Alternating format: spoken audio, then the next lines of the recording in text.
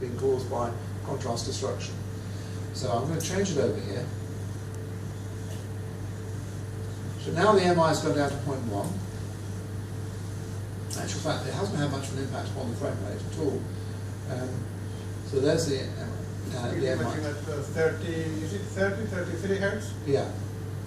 So in fact, we reduce the depth a little more.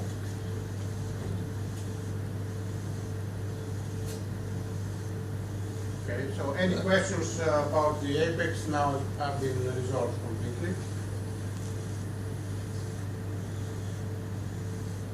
Okay, so we can just take some of those pictures now. And this is actually working very, very nicely. So now we can rotate round and we can look at the left ventricular function. And I want you to also to notice that compared to the LVO mode, the myocardium now, look, it's actually got some contrast within it. And I'm actually going to increase the amount of contrast we're giving in just a minute. Okay, and then the long axis view.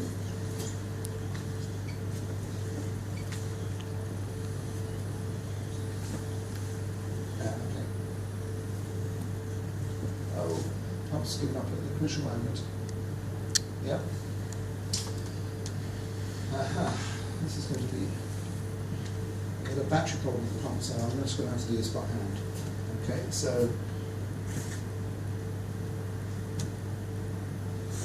just apply that. So what we're going to do is this flash imaging that I told you about. This is not, unfortunately, is not going to work quite as well as I would hope because we don't have the pump. But what you're going to see is the image go very, very bright, and then it will.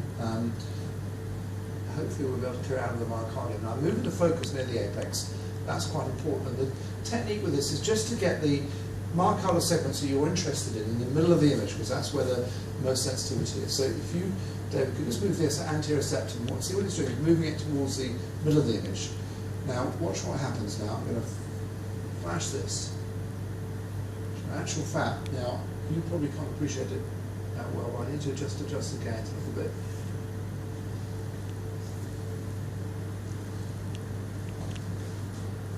What we'll do is we'll just flash that again.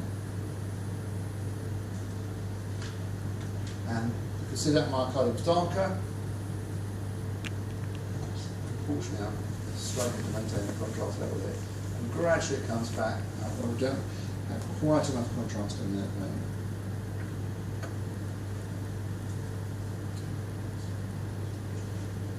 There we go. Now watch what happens now. Watch that septum. It's dark, and then over the next few cycles it starts to replenish. As I say, I'm not sure how well you can see it on the screen there. Anyway, let's just acquire that. And what we might do, David, is try and get a view of the inferior wall, because that's the territory that we're particularly interested in. So now we can see the inferior wall. In actual fact, let's move the focus back a little bit. Keep the focus more or less of where you're interested, and perhaps slightly near the apex. Now, even if you look at it, and again, I'm not sure how well you can see it, but I can see it quite nicely on here, but this little basal inferior segment there looks darker than the mid-inferior wall. Yeah, the smaller screen actually is better to see the inferior wall. Yeah. So, I'm just going to... This is an infusion pump. Right, so what we'll do is we'll flash that again now. Now watch, the whole inferior wall's gone dark. And watch what happens over the next few seconds. Then it all come back in, apart from that really basal inferior septum there. I don't know whether you could see that, but basically... Yeah, I think it's quite obvious. The mid-inferior wall is opacified quite well, and the basal is still remaining so dark. We'll just flash it again. So, and again, notice the technique that David's using is keeping that inferior wall that we're interested in, and it's a very different technique to ordinary 2D imaging and LVO imaging. You get the myocardial segments you're interested in the middle of the screen, and then we'll flash them again. Now watch it, it goes dark, inferior wall, because we've destroyed the contrast. Now it's flowing back in, but by looking at how quickly it flows back in, we can see what the relative speed of it is. And you can see that basal inferior wall It's taking a long time to come in, it's still a bit dark, and that it fits very, very nicely with the area of the regional warm-moist abnormality.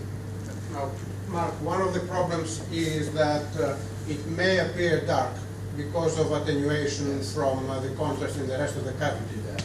So what tricks can we do, maybe David, to make sure that this is actually lack of perfusion as opposed to a artifact, shadow artifact?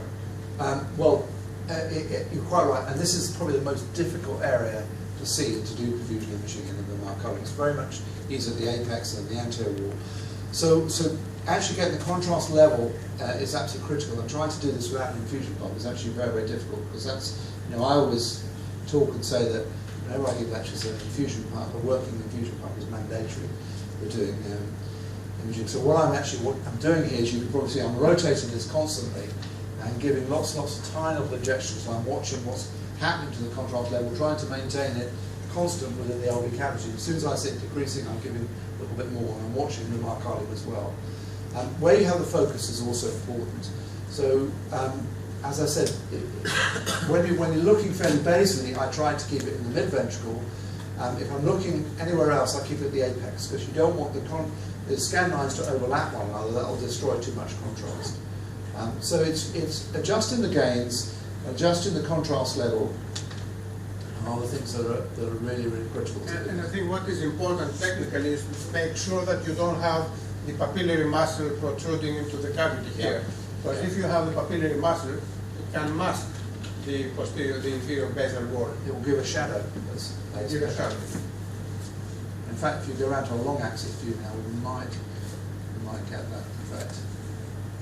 Just see the papillary muscle. Yeah, there you get the papillary muscle. Yeah. And once you get the papillary muscle, then you cannot see really the basal. But there are a lot of little tricks and tricks that you have to make sure you avoid. And we just might as well just flash there as well. So it can darken the anterior wall. And now it's refused back in again. Can you store that? What I'm going to do is I'm just going to take the focus back up to the apex here. And just contrast the apex. We need a little smidgen more contrast.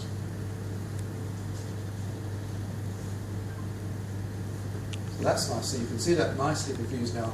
Just look at that anterior septum. We'll flash it,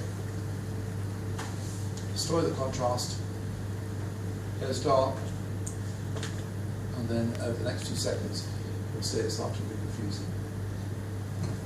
So, I think we've demonstrated quite nicely here that actually it's got very well preserved left ventricular function. Small basal inferior warm-motion abnormality coupled with a perfusion defect, which all fits very, very nicely. So in terms of predicting in future whether this area will recover, would you say?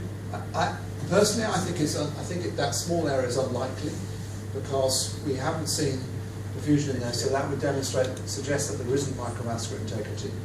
So my guess is that there'll be a permanent, very small basal inferior warm-motion abnormality.